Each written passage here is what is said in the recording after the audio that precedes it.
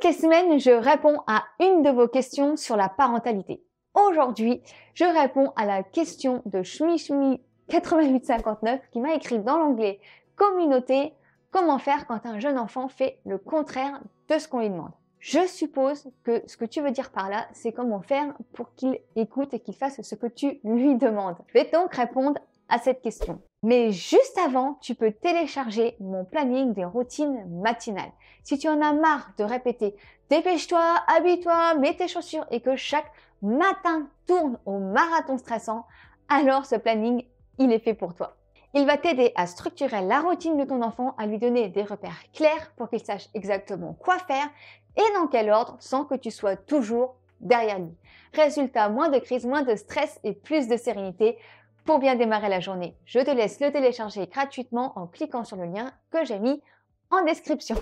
Alors, comment faire pour qu'un enfant fasse ce qu'on lui demande? Je ne pourrais pas faire le tour de la question dans cette vidéo, sinon elle durerait minimum 10 heures. Mais je vais tout de même te parler de la chose qui est la plus importante pour moi et ce qui va jouer finalement sur tout le reste. Je vais te parler de ta posture de maman. Bien souvent, on tient la même posture que nos parents. On suit l'exemple, c'est-à-dire une posture où on se doit d'être supérieur à notre enfant.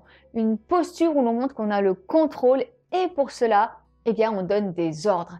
Et dans le meilleur des mondes, nos enfants devraient obéir et faire absolument exactement ce qu'on leur demande. Eh bien oui, mais non, ce n'est pas possible. Tout d'abord parce que nos enfants sont humains. Ils ont leurs propres émotions, leurs propres sentiments, personnalités qu'il faut prendre en compte. Et de plus, repense à ton enfance. Est-ce que vraiment, quand tes parents te donnaient des ordres, tu avais envie de faire les choses?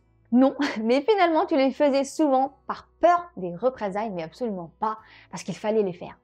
Et quel est notre but en tant que parents? Accompagner les enfants à grandir ou leur apprendre à se soumettre et faire les choses sans avoir leur mot à dire? Tout ça pour te dire qu'il faut que tu changes ta posture.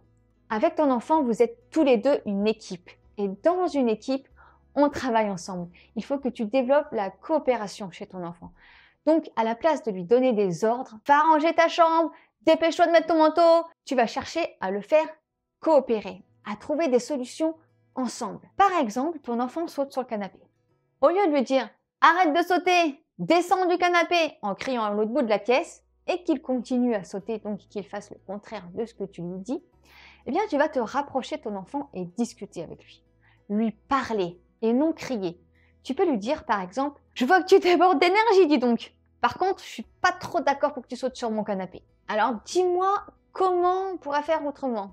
Qu'est-ce qu'on peut faire pour arranger ça ?» Et là, soit il va te répondre, te proposer une idée intéressante, soit tu vas lui proposer, surtout s'il est tout petit, une alternative pour combler son besoin actuel, qui est à ce moment-là de se décharger parce qu'il a une trop grande énergie en lui. Et là, visiblement, tu peux lui proposer de mettre un tapis ou un matelas au sol sur lequel il puisse sauter, se décharger ou le rediriger vers le coin prévu à cet effet. Si tu n'as pas vu ma vidéo sur l'organisation d'une salle de jeu efficace sans bazar, je te mets le lien en description où je parle du coin motricité, souvent oublié dans les salles de jeu et pourtant très important. Donc juste parler, communiquer avec ton enfant à la place de crier et donner des ordres, ça fonctionne beaucoup mieux et ça apprend à ton enfant à faire de même et à communiquer plus facilement avec toi. Tu vas également prendre en compte aussi ses émotions. À ce moment-là, est-ce qu'il n'est pas fatigué? Est-ce qu'il n'a pas eu une grosse stimulation juste avant? Auquel cas, parfois, juste un câlin suffit pour apaiser l'enfant et ensuite pouvoir lui demander quelque chose. Et surtout, tu vas faire attention au ton de ta voix. Et même si c'est compliqué, et il est important de parler calmement à ses enfants sans crier de façon bienveillante. Il faut comprendre que plus tu vas donner des ordres, plus tu vas être en confrontation avec ton enfant, et ben ce sera celui qui aura le dernier mot. Donc c'est le serpent qui se mord la queue. Vraiment la clé, c'est ta posture de maman, ta bienveillance, le ton que tu vas utiliser, la façon dont tu vas amener ton enfant à coopérer et tout un tas d'autres éléments du quotidien à mettre en place qui vont t'aider. Si tu vas aller plus loin et concrètement pas à pas apprendre à communiquer différemment avec ton enfant, je te laisse découvrir mon atelier Parler pour se comprendre, mieux dialoguer, moins s'épuiser, où tu vas apprendre à faire coopérer ton enfant pour ne plus avoir à donner des ordres ou crier pour que ton enfant fasse les choses. Le lien est en description. Si tu as une question, écris-la en commentaire. Chaque semaine, je choisis une de vos questions et j'y réponds en vidéo comme la vidéo d'aujourd'hui. N'oublie pas de télécharger mon planning des routines matinales pour t'aider à structurer la routine de ton enfant, à lui donner des repères clairs pour qu'il sache exactement quoi faire et dans quel ordre sans que tu sois toujours derrière lui.